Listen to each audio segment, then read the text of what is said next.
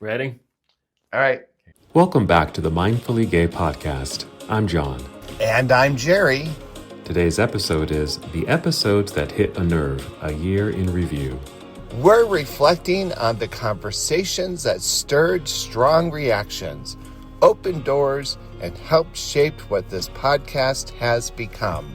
These are the moments that challenged us and hopefully challenged you to think differently, feel more honestly, and stay curious. We're glad you're here. Let's get into it. Hi, everybody. Welcome back to the Mindfully Gay podcast. I'm John. And I'm Jerry. And this is our year in review. Like a memorandum in memory of. In memory of. Right. We're just going downhill, everybody. No, this would be a good opportunity because we're in the new year. Well, it will be. At the time of this recording, it's right before Christmas, but this will actually drop after the new year. So we thought, like we did last year, let's just kind of take a look back and what we've done this year on the podcast and topics that we ventured into and guests that we had and just kind of take a look and just see where we are and maybe even kind of maybe not necessarily predict, but brainstorm a little bit, like where do we want to go from here? Where do we want to take Mindfully Gay? Globally, I know. Internationally, globally. Yes, we want to take this on the road. Well, yeah, I know we're going to talk about the podcast, but just as you were talking, I thought, we should probably mention this. Like right now, we do 2 retreats a year. Mm-hmm. And the 2 retreats we did this year, we only ended up doing 1, right? No, you're right. We only did 1. Yeah. Yeah. And that was in September, and we had Cole and Hunter and some of their friends helped us put together these advertising things. But we had such a good turnout, and it was every time we get done with a retreat, it's like, when's the next one? And so I think one of the things we had always hoped would happen for the podcast is that it would feed and bring people to the retreats. Yeah. And I'm seeing that. And then people who are coming to the events are all coming because they're hearing about it. When I ask them, how'd you hear about this? The podcast. Yeah. And you've even run into this, and I know I have, just kind of randomly, either like at the gym or at some other kind of social event, you might mention, it's like, oh, I do a podcast. Or a person may come up to you, like, oh, you're Jerry. I listen to your podcast. Yeah. It's like, oh, yeah, thanks. Like, get away from me. Security. So it's interesting because people are listening and we really appreciate it. Thank you. In fact, you just got this really sweet message from a guy in South Africa. Yeah, it really was. It was just someone who stumbled across the podcast, probably on Spotify or something, and started listening to it, and has been listening to it for months, and has said it has really transformed me. Yeah, helped him. Yeah, where I just didn't feel comfortable in my own shell, and now I feel much more comfortable about who I am, and I can stand up for myself and be myself, and just felt so encouraged by some of the topics that we've had and the encouragement that we try to put out there. So that was a really nice note. You took the time to write a long note to us. So shout out to South Africa. We love you. Yes. Thanks for writing. Yes, thank you. And then we have our 2 fans in Colorado. Exactly. Hi. Shout out to you. Yeah, exactly. Thanks to all our viewers if you're watching us on YouTube, because I know you are, and those who are listening to us on Spotify and Apple Podcasts. Yeah. So thank you. Yeah, so it has been a full year. It's interesting because when we brought all the titles together for the pod, I was like, wow, we did some deep shit. Yeah, we did. We did about 30 episodes in 2025. Yeah. And at the time of this recording, it's Friday. We usually drop our shows on Friday. We're dropping episode 50. So listen to that if you haven't listened to that one already. So 50 total episodes. probably more, because there were some episodes we did the previous year that were like there was like 2 or 3 parts. Yeah. And so there was certainly more. But about 30 episodes this year. And I think my observation seems like the YouTube channel is getting bigger, and the TikTok, yes, which you and I were both like, I ain't doing TikTok. We don't want to do TikTok. And every time we post something on TikTok, we just get such a tremendous response that I feel pretty obligated now. Yeah. And then, of course, Instagram. Yeah. It's thanks to the socials and those who follow us on the socials. Yeah. Yeah. So, it's exciting to be part of this. Yeah. And I certainly hope, I hope that people are listening to the podcast, not deferring to us as some kind of authority or guru, but being provocative in terms of, well, how do I think and feel about these topics, or what's my relationship to it, or what angle would I take? I mean, I think everything we talk about can be so powerfully personalized. Absolutely. Yeah, we certainly claim that we're not experts on any of the things that we talk about, but certainly have a story or some kind of reference or personal relationship with that topic or event or something like that. And we just want to share it with you just to give some perspective. And I have to say, and I even made a little post about this, I have a newsletter that I put out every week. And one of my newsletters was, I think it was something titled like, podcasts are my new therapist. And I wrote that because I do a couple of podcasts, this one, of course, and I feel it's eye-opening for me. I'm allowed to kind of express myself in ways that I don't typically, get to express myself unless in therapy, right?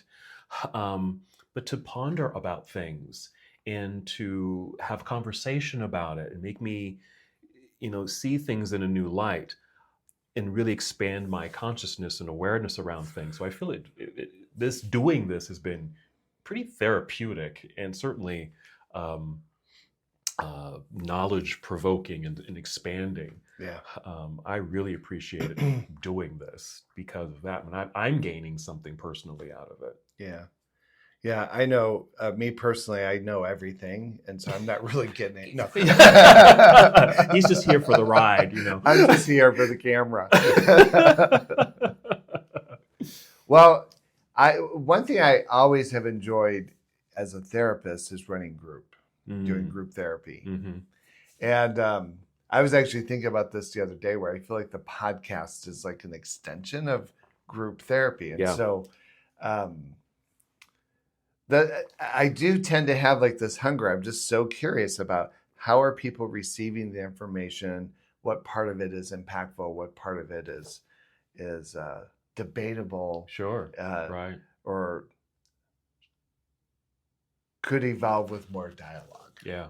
So I enjoy it too. Mm-hmm. I mean, we've touched on different things. We put together, like I said, we did about 30 episodes this past year and try to, categorize them in a way. And here's some things that kind of stood out as far as what we touched on a little bit. We certainly talked about things like reclaiming the body, reclaiming our body. We certainly talked about sex and sexuality. We've talked about intimate touch. We've talked about kink. Why did you tighten up like that? Well, that was a heart. I was like, ooh. Breathe. I got excited. That's what that was. What else have we talked? We've talked about some deep emotional things. I would consider kind of some of the emotions that can be a little bit heavy, like shame and guilt, around certain things like coming out and things like self-doubt and comparing ourselves to other people. So that was kind of a big category that we've talked about. We've talked about relationships, being in relationship and what that means, being in gay relationships, having straight allies. I think we talked about bromances. Mm-hmm. What other things have we talked about that stand out for you? Well, what I liked about our list is where we had the themes that came out. Yeah. Which I was kind of surprised that this was the magic of AI. Yes. Taking all this information. Is this, I don't have my glasses. I can help you out. Some of the things were like relationships and brotherhood, community and allyship, acceptance and identity. Yeah. These are just some of the things, shame and fear. Those were just some of the, themes. And there was typically, maybe 2 or 3, even 4 or 5 topics, underneath those themes. What else? Reclaiming the body, I just mentioned. We talked about just moving beyond survival. That was one of the themes. Those were things like radical self-acceptance, just how we can really heighten our gayness, and really claim that as these fantastical, magical gifts. We've certainly highlighted those kinds of themes. Maybe I'm not remembering this, but I think one of the topics that stood out as a theme was around shame. Yeah. Oh, yeah. How did they title it, though? I thought the way they titled it was interesting. It was shame and fear, but there was... the inner critic. Yeah, the inner critic. Yeah. Yeah, we talked about self-doubt. One of our topics was, I'm not tragically gay, and just, because I think one of the things that I think we focus on is not just the downfalls, I guess you can say, of certain things like shame or guilt or even just being gay in general, that we will touch on that because it's important to understand what are the rough points about that, but then to find, like you talk about, what's the antidote? What's the remedy? How do we move up from that or away from that or through that or live with these things as in relationship with shame or guilt? Yeah. How can they be of substance for our character and resiliency and etc.? The thing, as you're mentioning that, going through that list, I was thinking, I wonder why it is we keep having that conversation. And I was just reflecting on exchanges I've had with clients and people that I engage with. And it's so interesting that I don't think this is just a gay phenomenon. How willing we are to accept our current circumstances as how it is. Right? And so this is just how it is, or this is reality. And that's just the way that I am. Right. And so I think in some ways, right, we, as to bring it into like the gay identity pieces, that right, we engage in narratives that are congruent. I can almost tell you exactly how a person is thinking about themselves by watching how they're behaving and how they show up and how they treat others. How they treat others, true. Right? Like you can watch, and if you pay attention, you can hear if there is a narrative that is driving the behavior, then the power that we have is reshaping the narrative. Yes. But in order to reshape that narrative, this is where I think like shamanism and magic comes into it, right? Is why can't anything be possible? And so when we kind of settle into those narratives around shame and guilt, or we just kind of incorporate that into a piece of our identity and just believe that that's how it's supposed to be, right? Then we've agreed with the wizard that's cast that spell. Yes. Yeah. And so what happens when we cast our own spell that says, no, I get to be beyond this. Right. Or I'm going to be beyond this. Yeah. Because I think a lot of our conversation, especially when we've talked about things like that, is to remind each other, because I think it certainly reminds me, but hopefully those that are listening, to remind ourselves that we do have magical powers. We are very powerful beings, and that we don't have to settle.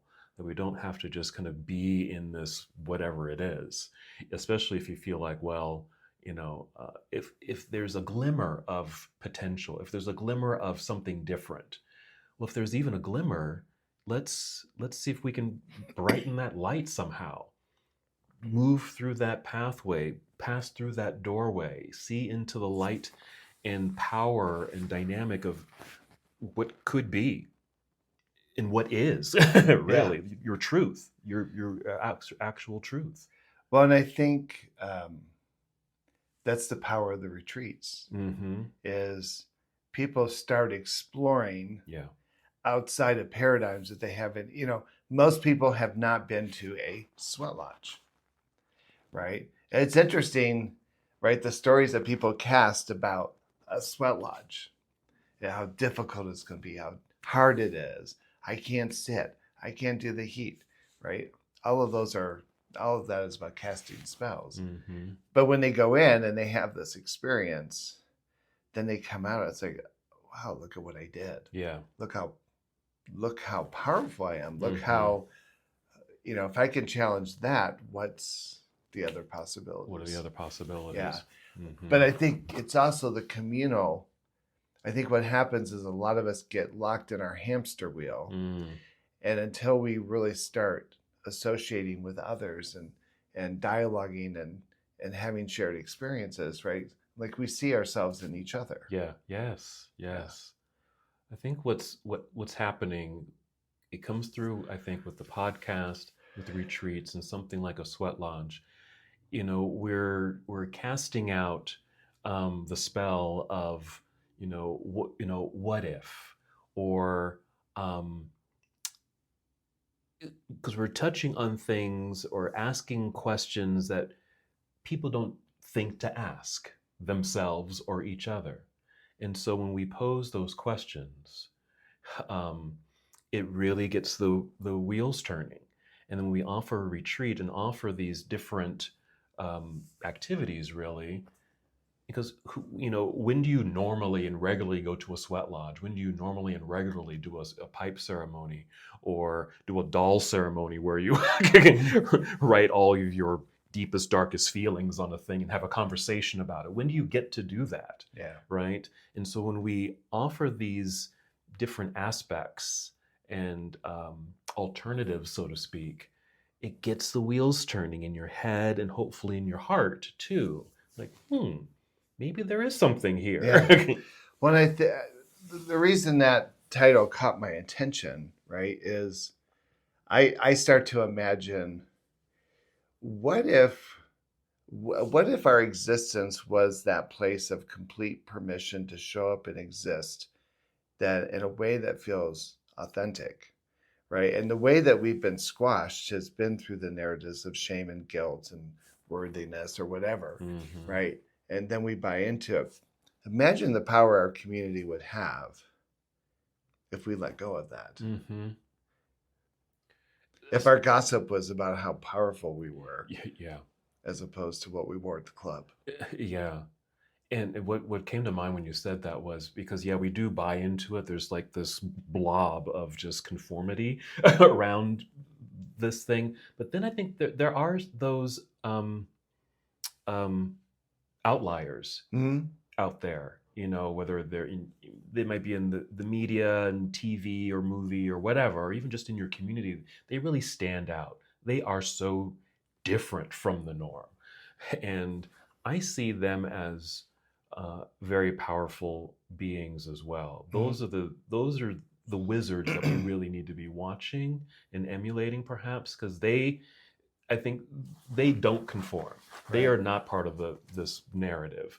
They've written their own story and are moving forward with it. And if those folks can be highlighted and brought into, especially in our gay history and gay narrative, et cetera, and see those folks, I don't know, maybe that spell can be uncast or dispelled. We create a new story. Create a new story that dark cloud can dissipate. Well, and I was just thinking about our guest, right? I don't remember all of them, but I do remember that they all seem to come in or participate with an eagerness to have the conversation. And in most cases, they had already been giving thought to the conversation. Like Travis or Shay or Sergio or the guys from Morning Wood. And who else did we have? Mr. X. Mr. X. Yeah. We've had some really dynamic guests who are giving us opportunities and pathways to change the narrative. And I would say they're pioneers. Yeah. And I think what's interesting is I think each of them is trying to, how do we bring something into the light, kind of a deal, which is probably how they got a hold of us and we got a hold of them. Yeah, exactly. But I think they're good examples of what you're talking about. Absolutely. Yeah, just those outliers. And I'm just kind of thinking ahead now. It'd be nice to have more of those kinds of folks, more of those wizards, more of those folks who are, beating the drum. Beating the drum. Forgot the term. Are you talking about Mr. X? Yes. Who are, going beyond that normative value of what we're experiencing, the buying into those narratives. If we can get more folks like that on the show for you guys to listen to, our listeners to be witness to and to experience, hopefully you'll experience something like that gentleman in South Africa where something clicks. Yeah. And yes, I am incredible. I am magical. I am powerful. I accept myself for who I am today. Yeah. One thing I would love for us to do in 26, and I'm thinking of it in terms of like town hall. Yeah. But I would love to get, of course, we're very limited. We have an iPhone and these 2 mics. Maybe we just need to buy a studio. Buy a studio. Well, I'll just say this because I've been looking at, just getting, we're pretty, low key and low budget, but I'm thinking about getting some actual podcast mics. Oh, really? I've been looking too. It's interesting. He said we have a low budget. We have a budget? You hold them out? $34.95. But I think it would be fun. Get a roving mic. Because I would love for us to be able to do like, I maybe even think of doing it quarterly where we get, maybe it would be interesting to get like anyone 30 and under, like from 18 to 30. And then maybe a group of guys 30 to 40. It would be interesting to do some kind of town hall. One thing I'd like to see us do in 2026 is like town hall meetings. Yeah. With gay men. And maybe it would just be like 4 to 6 guys, but it would be nice to get the synergy of a circle to bring up like, what would be your sense of what is needed in the gay community today? What are you looking for that fits a body, mind, spirit concept? And just kind of, what would you say are the key issues to gay identity in 2026? Yeah. It would just be interesting to kind of have some talking points and just stimulate some conversation, which could be good feedback for us in terms of future episodes. But I would love for us to figure out, like, I love it when we have guests. I sometimes wish we had better relationships with the guests, because like you and I, like, we can go like down the rabbit's hole in an instance. And sometimes with some of the guests, it takes us a minute to kind of get warmed up and to get in there. You and I have been doing this for 2 years now, and so we're very transparent. But I think when I describe the podcast to people, that's what I tell them when they come. It's like, listen to a couple of episodes, because there's no script. We're just having conversation. We're very vulnerable and transparent because we want to model that on the show so that people can begin to give themselves invitations and permission to do the deep dive. Yeah, absolutely. And I like that idea of like a town hall or just small groups. It could just be, like you said, 3 or 4 or 5 guys. And I like that intergenerational aspect. That's kind of the younger population and what they're seeing and wanting and desiring in their community, what they see as important, et cetera, and just kind of move up the line there. I like that. It was a while ago. This was some time ago.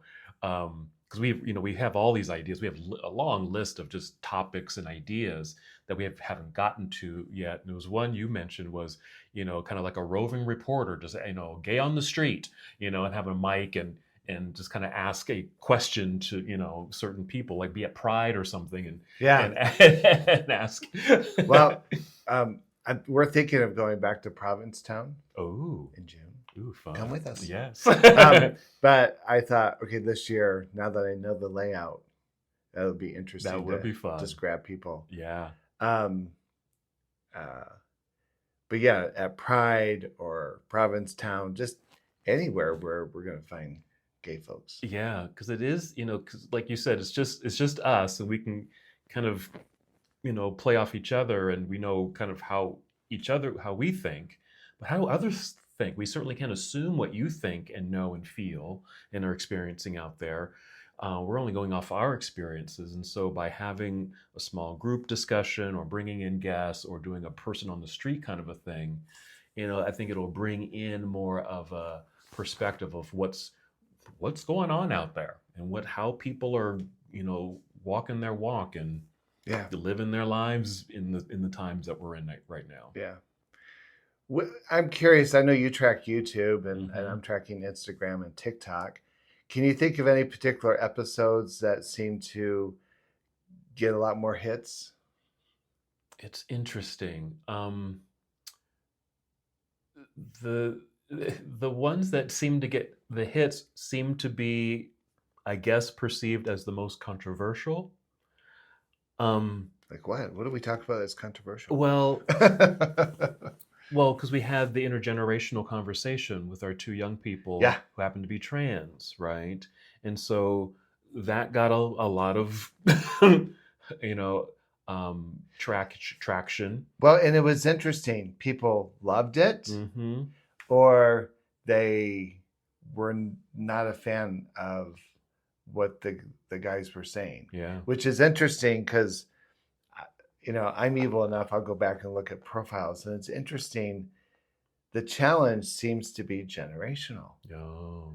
And I even hear this from friends that are my own age. Like, when I started doing public speaking, and if I used the word queer before it was popular, those were fighting words. Yeah. And people would, especially if there were older gay people in the audience, they were just like indignant at the idea of that word being used. Yeah. And so now when we get into like the gender politics and gender identities, right? It's like, it's almost as if people kind of reach this place of they just can't comprehend it. And so they shut it down. You shut it down. Yeah. Which I think is unfortunate. I've kind of made this decision that as I become a senior citizen, that I really want to be open. I don't want to be that old person that's saying that's not how we used to do things. Right? I'm curious about the evolution of identity and how we take the magic of who we are and incorporate it and integrate it into the world. And I think when people shut that down, it just concerns me. To me, that's no different than how politics are playing out right now. Right. If it doesn't match your politics or match your how you walk through life, then it's easily displaced and critiqued, and and I want to say poo-pooed. It's just right. Which is very unfortunate. Very unfortunate. So what I found interesting is I felt like primarily people supported that episode, but there was a population, maybe 20%, that struggled with it. Yeah, which makes me want to actually come back to that topic, and maybe bring those folks back, or maybe other trans folks or young people or whatever, because if it's shaking up people, that's kind of I mean, that's not our full intent, but in a way it is. It's like, let's get you, let's present something to you that's maybe a little uncomfortable or just you haven't looked at before or heard about before. And hear some people have an open conversation about it, just to give you some insight, and maybe even change your perspective or change your mind on something. So I think, we might want to go back and see, so look at those comments on that particular episode, maybe some others that may have provoked some kind of, charge with folks, and maybe revisit. Yeah. We're not done. We're not done. Were there any other ones that stuck out as controversial? Let me think. I think you got some comments. Maybe it was more personal comments. I don't know if it was online or not. But when we had the gentleman from Morning Wood. Oh, yeah. How could you? Because I like to talk to people who don't always think like I do. Yeah. But I think that, that episode actually got a lot of traction online as well. But other ones too, like some of I can't think of the ones specifically, but just when we do talk about coming out or radical self-acceptance and things like that, those get some traction too. Yeah. Because I'll get comments saying, "Oh, and that's good job," or "I hadn't thought about that," or "Yeah, that's right on," things like that. So is it just me? But I feel like when we talk about actual legitimate sexual activity, performance issues, like when we had Shay on the show, which I think there were some audio challenges with that, but the topic seemed to get a lot of people's attention. They're very interested in it. And of course, Shay was talking about managing sexual challenges in the bedroom. Right. And so the way that I read that is, we know there are issues out there that are relevant to our lives and existence. But there's some kind of shame or something that says, oh, I can't really talk about this. And in many cases, I mean, some of the research would suggest that gay men in particular have a hard time talking to healthcare providers. I know right now we have an organization that has an openly gay doctor, and I think they're getting a lot of clients from gay men because now we have someone we can talk to about butt health and dick health and the rest. Exactly. Right. And I remember the very first time I was looking for it. This is back in the 1800s. After they took the leeches off my skin, we were having this conversation. The very first time I went to a doctor, I changed insurances and needed to have a new primary care physician. I got referred to this guy, and everything felt very heterosexist. Like I just thought, ooh, this feels very straight. Yeah. And so the guy said, is there anything that I should know about your health or about your life that would help me be your doctor? I said, yeah, I'm an openly gay man. And I watched his reaction. It was a very physical reaction, like that. Eyes went kind of boink. He almost kind of backed up in the room. And I even said, is that going to be a problem? And he goes, no. Have you had an HIV test? And I looked at him and I said, wow, is that a standard question for all your clients, or just when you find out they're gay? Yeah, interesting. You went right to that. Yeah. And but what I knew immediately was this was not going to be my primary care physician. And I later found one who, even though he was straight, he was a very visible and vocal ally in our community. But I think we've had enough of those experiences that somewhere we just we shut down. And then, of course, queer culture, gay culture does not necessarily, you've got to have the six pack and the packs, and you got to perform like a porn star all the time. And that sends a message too, that if I'm less than that, do I talk to my buddies about it? Do I let my friends know? Do I talk that over with my sexual partner? Yeah. Right. So there's all these challenges. So I think when we had Shay on here, because on that episode we talked about some very specific situations. Yeah. Yeah. And I just noticed on Instagram and TikTok in particular, those clips went viral. They were pretty big. Yeah. I noticed a lot of people sharing them. Oh, nice. Yeah. Because what I liked about that conversation was there was a lot of normalizing. Yeah. Because he just seemed, I mean, even just the conversation, we did it on Zoom if you couldn't tell, but we did it on Zoom if you watched it. But he had a very easygoing temperament and just normalized everything, just the anxiety that one does experience in and out of the bedroom, and how he opens up with people and gets them to talk and everything. It just seemed very welcoming, and I really like that, and that's one of the reasons why I like that episode, and want more of that. I mean, want more guests like that, or when we talk about these kinds of topics, especially when they seem to provide a charge, that we can discharge it a little bit and normalize some of these things. So it makes it easier, hopefully, for people to have these conversations, and that seems like this is what this is all about: being able to enter a situation, whether it's sexual or social, and not be so overwhelmed by your own anxiety about it, but normalize it. We're all feeling this, so let's just get together and let's just talk about it. It's okay. Yeah. So yeah, I think I just noticed, and Shay's I think is running currently. It's like we haven't. Today is the first episode that follows Shay's. Yes. I'm trying to think. I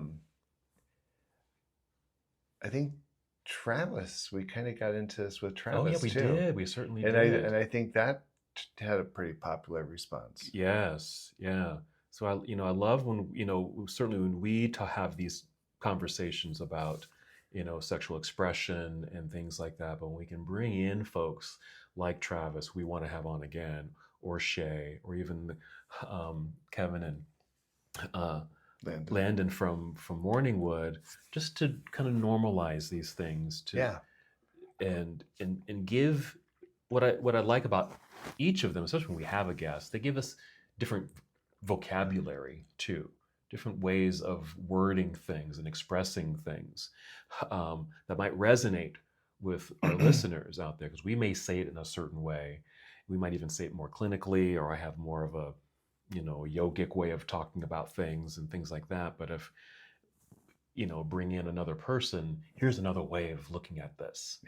And that, I think that got a lot of traction too with Travis Matthews. That was a good one. One of my favorite episodes, we did it early in the years when we did it. Just reminded me of the town hall, because we had the conference, the Generations Conference. Yeah. We brought Nick back, and we took it on the road, and we did that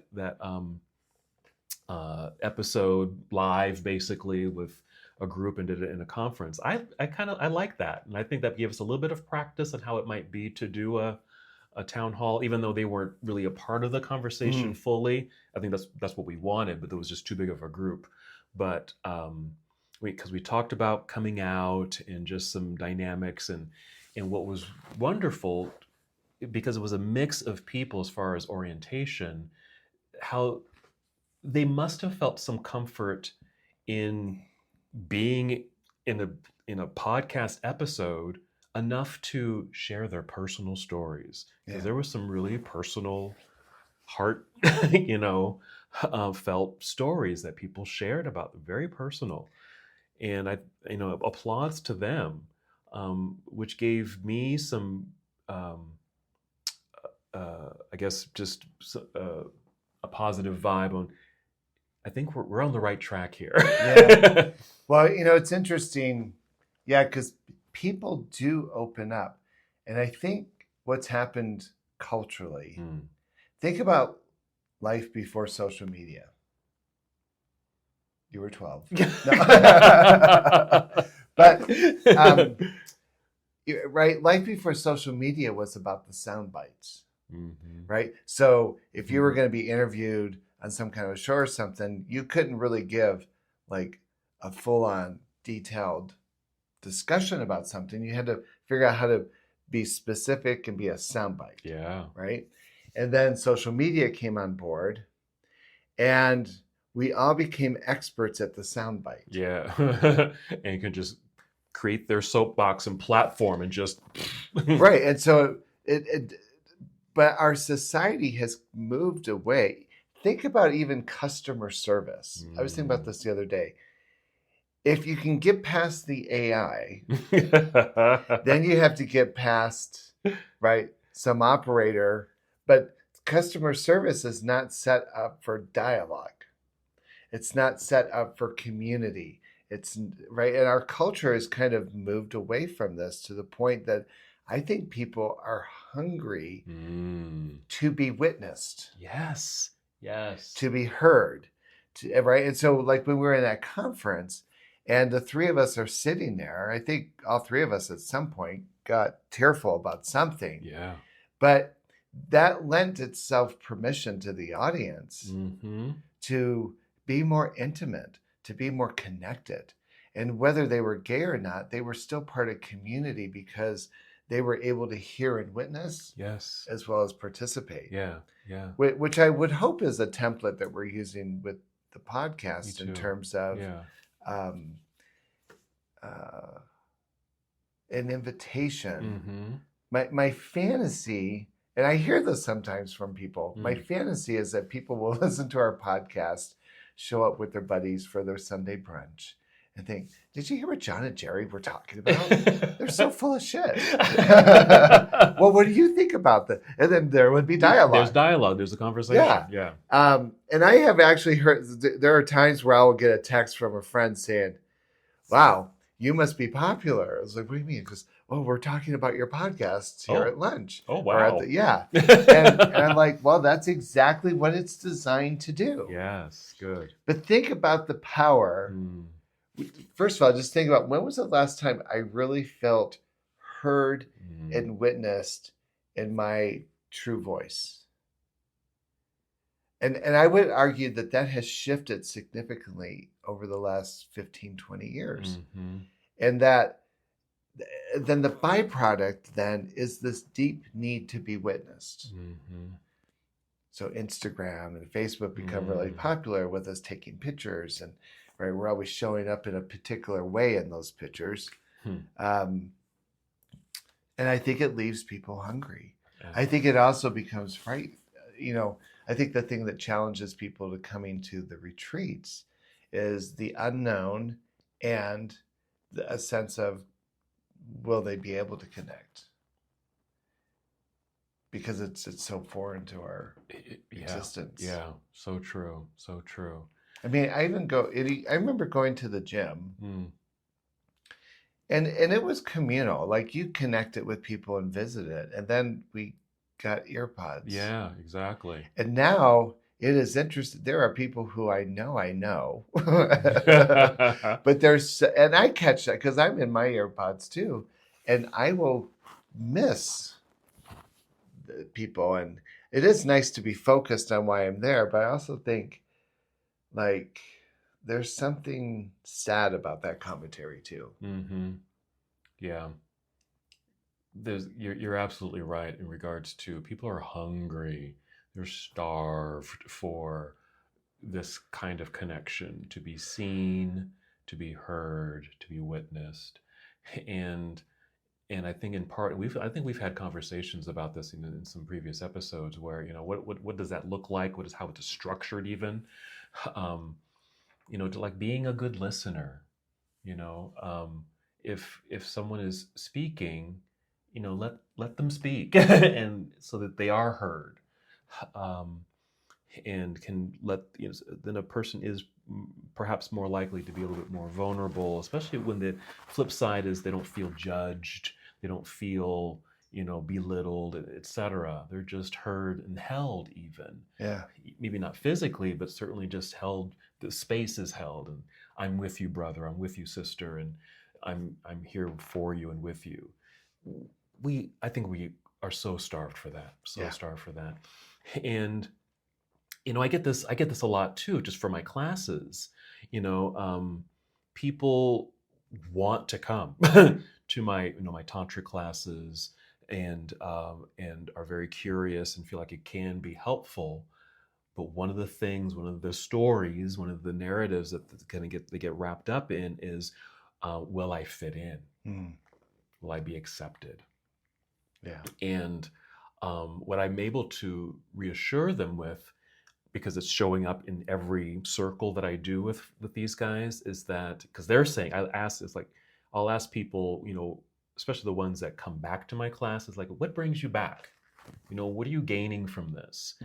And share that so the new people can hear. And they all say, I love the community. I feel accepted here. There's a brotherhood.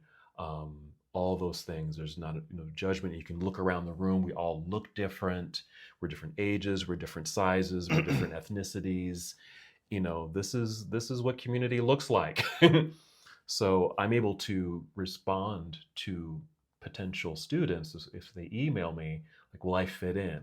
Like, yes, because, and I can give that list of what other people have experienced in my classes. And I think, yeah, you're right. That's what we're designing with Mindfully Gay, with the podcast, with our socials, definitely with the retreat. I wonder how maybe what we do is we create audiences. At the town hall meeting is one concept, but I wonder what would happen if we. And I got the juices flowing. You get the juices flowing. Yeah, I mean, we gay group therapy on Mindfully Gay. Hit some hot buttons and things like that, and just get people thinking. Because I see clips all the time. I'm on YouTube all the time, and I ran across one clip and like, how did this even come across my feed? And who even produced this? But it was someone just did an experiment, and they got like 6 straight guys, and they paired them up in different filming occasions, and they didn't know each other, but their task was to kiss, to get these 2 straight guys to kiss. And that drew me in, like, okay, what's this all about, right? So I leaned in, and it was interesting because they said, well, before they even kissed, like, well, what's coming up? What are you thinking? Like, well, it feels like there's going to be some backlash, or people might think I'm gay, or just all these things. And what if feelings come up, right? And so these guys kissed, and like, well, what was it like? Like, well, it just felt like kissing. There wasn't anything astronomical. Well, they weren't doing it right. But it just made me think of just pushing some of those hot buttons and getting people charged up a little bit, because it sparks a conversation. Well, let's go to the gym. Let's get like 6 straight guys. Let's film it. Okay. Then we'll talk about it. And then we'll talk about it and talk about it and talk about it. But these are great ideas as far as kind of looking forward and what we could bring to the podcast, like the town hall, like these little hot button topics, person on the street kind of things. These small circles, or find an audience, certainly more guests. What else could we do? Well, we certainly have a list of topics. I do like the idea, and maybe you and I need to talk about equipment wise, but I do think there are different events that it would just be nice to go up and get people's like on the street opinion. Yeah. Yeah, because there are a lot of, because maybe think, because you went to Leather Pride, right? Yeah. And that could have, potentially been a place of doing a person on the street kind of thing. And hey, I'm with Mindfully Gay and, whatnot, and just do a little bit with that. And what are you wearing? Who are you wearing? And what is that? Where can I get one of those? Is that one size fits all? At Pride, at there's different gay events that certainly happen here. Why not? Or just kind of in general. We certainly have interviewed people on our own. You've interviewed people, I've interviewed people.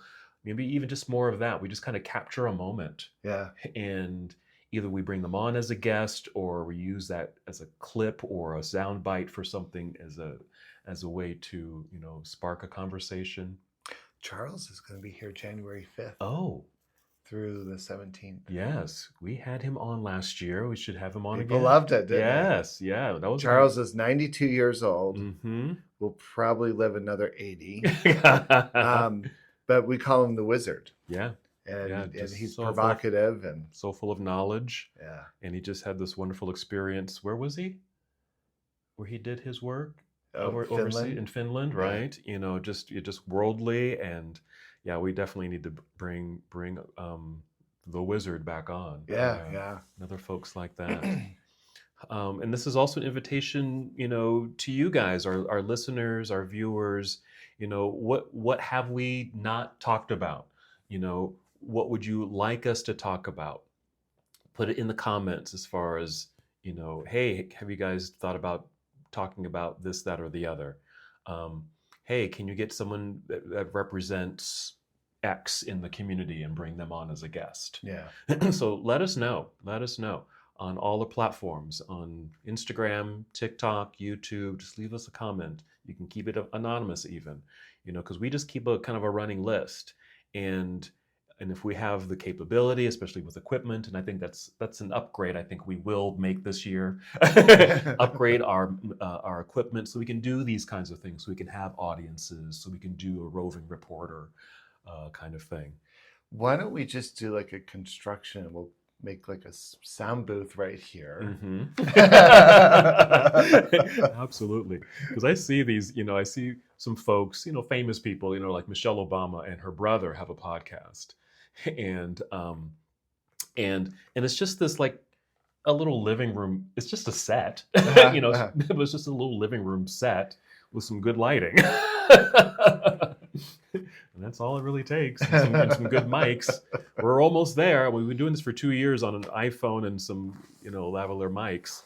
We'll upgrade for you guys. Well, I enjoy doing the podcast. I enjoy that people seem to be responding to it. I love what we're trying to create with Mindfully Gay. This is an invitation for people here in the Utah community to maybe they have ideas.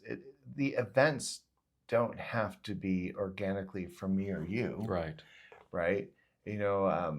Maybe somebody does sound baths, or maybe somebody is a trainer, or maybe somebody, we had someone a while ago, but I think they've changed their mind, suggest a quilting circle. Oh yeah.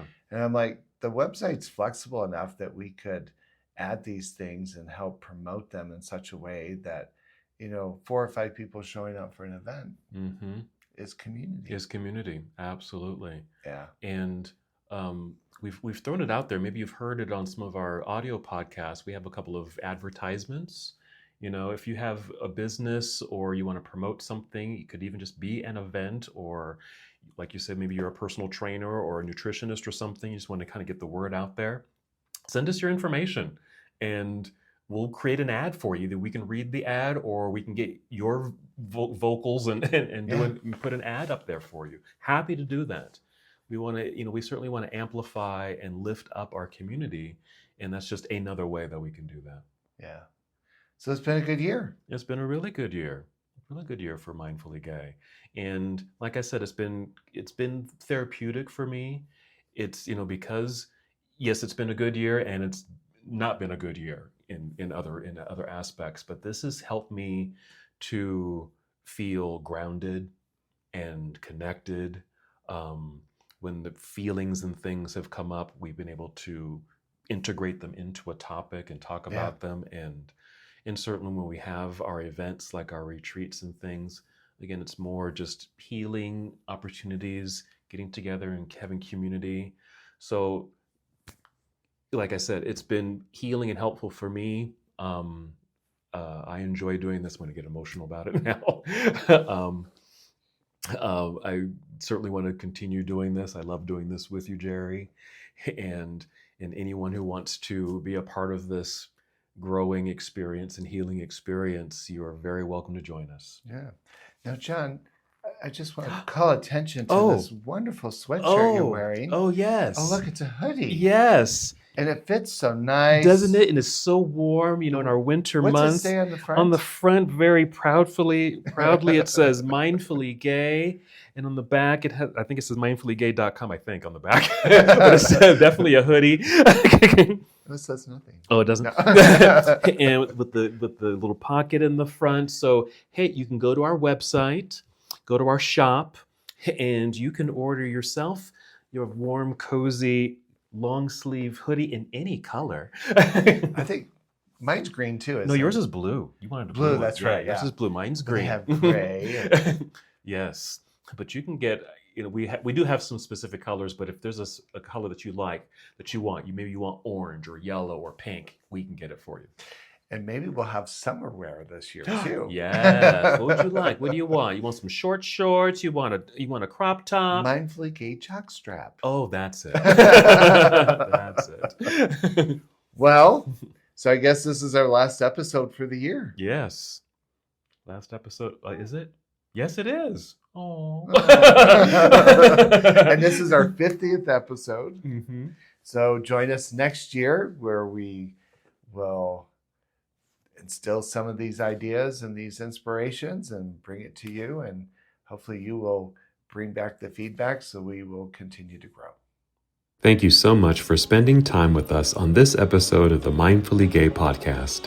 We're deeply grateful for this community, for your listening, your reflection, and your willingness to stay in the conversation. If something from today's episode resonated with you, we'd love to hear your story. You can find us on Instagram at mindfully_gay. And be sure to visit mindfullygay.com for upcoming free social events and ways to connect in person. If you enjoyed this episode, please take a moment to rate and review the podcast. It really helps others find this work and keeps these conversations going. Thanks for being here. We'll see you next time.